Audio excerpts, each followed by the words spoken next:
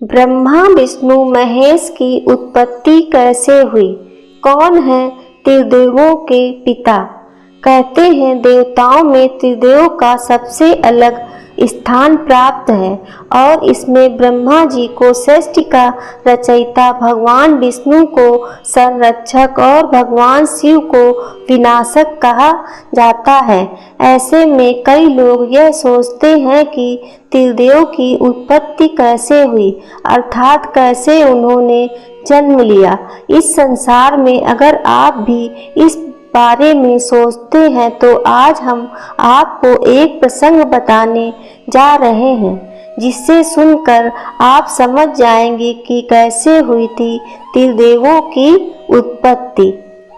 भगवान शिव ने एक बार सोचा, अगर मैं विनाशक हूँ तो क्या मैं हर चीज का विनाश कर सकता हूँ? क्या मैं ब्रह्मा और विष्णु का विनाश भी कर सकता हूँ? क्या उन पर मेरी शक्तियाँ कारगर होंगी? जब भगवान शिव के मन में यह विचार आया तो भगवान ब्रह्मा और विष्णु समझ गए कि उनके मन में क्या चल रहा है। वे दोनों मुस्कुराने लगे। ब्रह्मा जी बोले, महादेव, आप अपनी शक्तियाँ मुझ पर क्यों नहीं आजमाते? मैं भी यह जानने के लिए उत्सुक हूँ कि आपकी शक्तियाँ मुझ पर कारगर हैं या नहीं। जब विष्णु भगवान ने भी हठ किया तो भगवान शिव ने सकुचाते हुए ब्रह्मा जी के ऊपर अपनी शक्तियों का प्रयोग कर दिया। देखते ही देखते ब्रह्मा जी जलकर भस्म हो गए। जैसे ही शिव जी ने अपनी शक्तियों का प्रयोग किया, ब्रह्मा जी जलकर गायब हो गए और उनकी जगह एक राख का छोटा सा ढेर लग गया। शिव जी चिंतित हो गए, ये मैंने क्या किया? अब इस विश्व का क्या होगा? भगवान विष्णु मुस्कुरा रहे थे। उनकी मुस्कान और भी चौड़ी हो गई जब उन्होंने शिव जी को पछताते हुए घुटनों के बल बैठते हुए देखा। शिव जी पछताते हुए उस राख को मुट्ठी में लेने ही वाले थे कि उस राख में से ब्रह्मा जी पुनः प्रकट हो गए। वे बोले, महादेव, मैं कहीं नहीं गया हूँ, मैं यहीं पर हूँ। देखो, आपके विनाश के कारण इस राख की रचना हुई और जहाँ भी रचना होती है वहाँ मैं होता हूँ, इसीलिए मैं आपकी शक्तियों से भी समाप्त नहीं हुआ। भगवान विष्णु मुस्कुराए और बोले, महादेव, मैं संसार का रक्षक हूँ। मैं भी देखना चाहता हूँ कि क्या मैं आपकी शक्तियों से स्वयं की रक्षा कर सकता हूँ। कृपा मुझ पर अपनी शक्तियों का प्रयोग करें।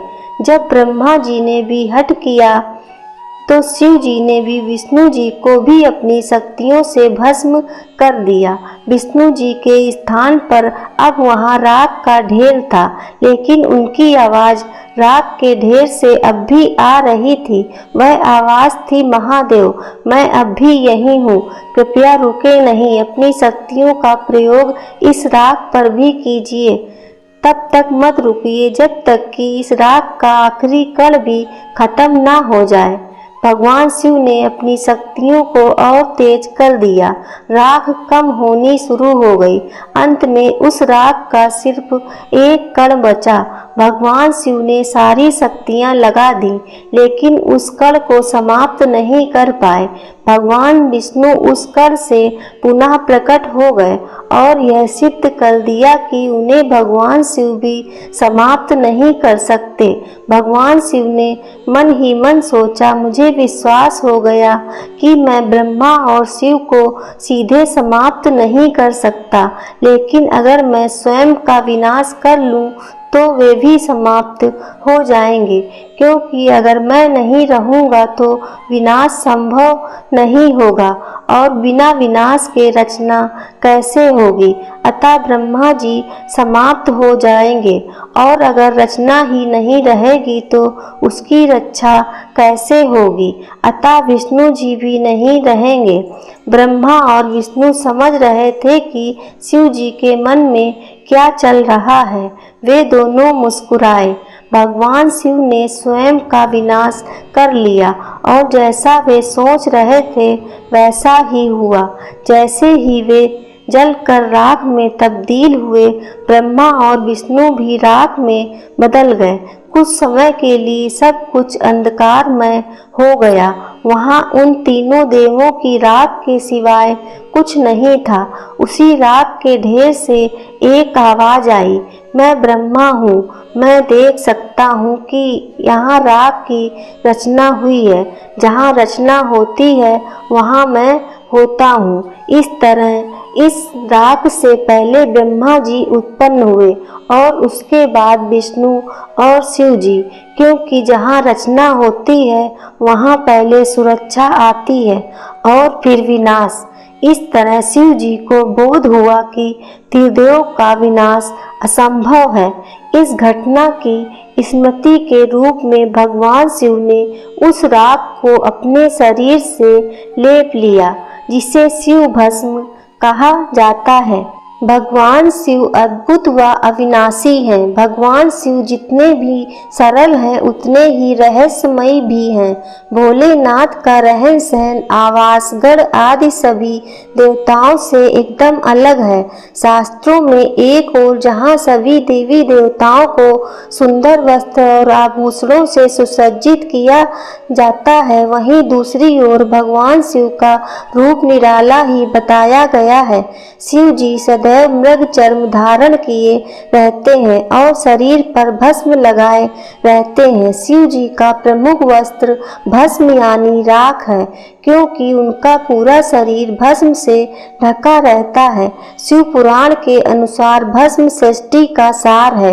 एक दिन संपूर्ण सृष्टि इसी राख के रूप में परिवर्तित हो जानी है।